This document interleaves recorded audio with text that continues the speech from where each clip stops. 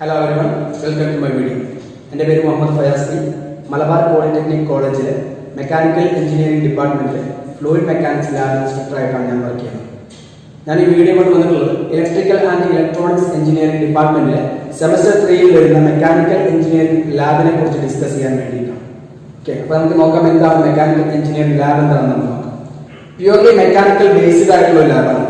Mechanical ഡിപ്പാർട്ട്മെന്റിൽ വരുന്ന 2 ലാബുകളുടെ club ചെയ്തിട്ടുള്ള ഒരു ഫോർമേഷനും കൂടിയാണത് മെക്കാനിക്കൽ എഞ്ചിനീയറിംഗ് ലാബ് എന്ന് പറഞ്ഞിട്ടുള്ള ഈ ലാബ്. അപ്പോൾ മെക്കാനിക്കൽ ഡിപ്പാർട്ട്മെന്റിൽ വരുന്ന ഹൈഡ്രോളിക്സ് എന്ന് പറയുന്ന ഒരു ലാബ്, അതുപോലെ തന്നെ ഹീറ്റ് എഞ്ചിൻസ് ലാബ് എന്ന് പറയുന്ന ലാബും കൂടി എക്സ്പെരിമെന്റ് ക്ലബ് ചെയ്തിട്ടുള്ള ഒരു ലാബാണ്.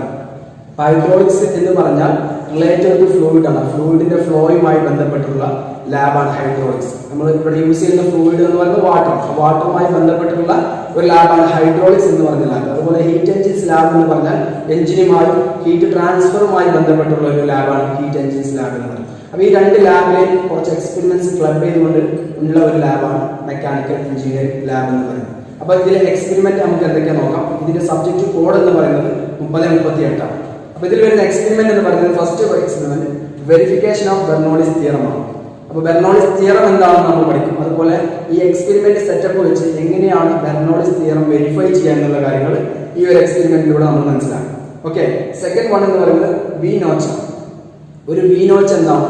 ഒരു വി നോച്ചിലൂടെ വെള്ളം ഒഴുകുമ്പോൾ എന്തെല്ലാം മാറ്റങ്ങളാണ്, അതിന്റെ ഡിസ്ചാർജ് എന്താണ്, അതിന്റെ കോഎഫിഷ്യന്റ് ഓഫ് ഡിസ്ചാർജ് എന്താണ് തുടങ്ങിയ കാര്യങ്ങൾ എന്ന് പറയുന്നത് വി നോച്ച് എന്ന എക്സ്പെരിമെന്റിലൂടെ നമ്മൾ മനസ്സിലാക്കുന്നത്. മൂന്നാമത്തെ എക്സ്പെരിമെന്റ് എന്ന് പറയുന്നത് വെഞ്ചുറിമീറ്റർ ആണ്. ഒരു വെഞ്ചുറിമീറ്റർ എന്താണ്? ഒരു വെഞ്ചുറിമീറ്ററിലൂടെ വെള്ളം ഒഴുകുമ്പോൾ അതിന്റെ വെലോസിറ്റിക്ക് എന്ത് മാറ്റം വരും, അതിന്റെ ഡിസ്ചാർജിൽ എന്ത് മാറ്റം വരും തുടങ്ങിയ കാര്യങ്ങളാണ് വെഞ്ചുറിമീറ്റർ എന്നുള്ള എക്സ്പെരിമെന്റിലൂടെ നമ്മൾ ഉദ്ദേശിക്കുന്നത്. നാലാമത്തെ എക്സ്പെരിമെന്റ് എന്ന് പറയുന്നത് സെൻട്രിഫ്യൂഗൽ പമ്പാണ്. ഒരു സെൻട്രിഫ്യൂഗൽ പമ്പ് എന്താണെന്നും ആ സെൻട്രിഫ്യൂഗൽ പമ്പിന്റെ power input, power output, efficiency തുടങ്ങിയ കാര്യങ്ങളാണ് എന്ത് ചെയ്യുന്നത് ഈ സെൻട്രിഫ്യൂഗൽ പമ്പ് എന്നുള്ള എക്സ്പെരിമെന്റിലൂടെ നമ്മൾ ഉദ്ദേശിക്കുന്നത്. അഞ്ചാമത്തെ എക്സ്പെരിമെന്റ് എന്ന് പറയുന്നത് load test of diesel engine ആണ്. അപ്പോൾ ഒരു ഡീസൽ എഞ്ചിൻ ലോഡ് ടെസ്റ്റ് ചെയ്താൽ അതിന്റെ ഹീറ്റ് ഇൻപുട്ട് എത്രയാണ്, മെക്കാനിക്കൽ എഫിഷ്യൻസി എത്രയാണ് തുടങ്ങിയ കാര്യങ്ങളെല്ലാം എന്ത് ചെയ്യുന്നു ഈ load test of single cylinder diesel engine എന്ന എക്സ്പെരിമെന്റിലൂടെ നമ്മൾ മനസ്സിലാക്കുന്നത്. അപ്പോൾ ഇതിൽ വരുന്ന ആദ്യത്തെ 4 എക്സ്പെരിമെന്റ് ഹൈഡ്രോളിക്സ് ലാബിൽ നിന്ന്, അതായത് റിലേറ്റഡ് ടു വാട്ടർ ആണ്, വെള്ളവുമായി ബന്ധപ്പെട്ടുള്ള ലാബാണ് ഞാൻ നേരത്തെ പറഞ്ഞു. അതുകൊണ്ട് ഈ ആദ്യത്തെ 4 എക്സ്പെരിമെന്റ്സ് വരുന്നത് ഹൈഡ്രോളിക്സ് ലാബിൽ നിന്നാണ്. ഈ അഞ്ചാമത്തെ എക്സ്പെരിമെന്റ് വരുന്നത് ഇവിടെ നിന്നാണ്, ഹീറ്റ് എഞ്ചിൻ ലാബിൽ നിന്നാണ്.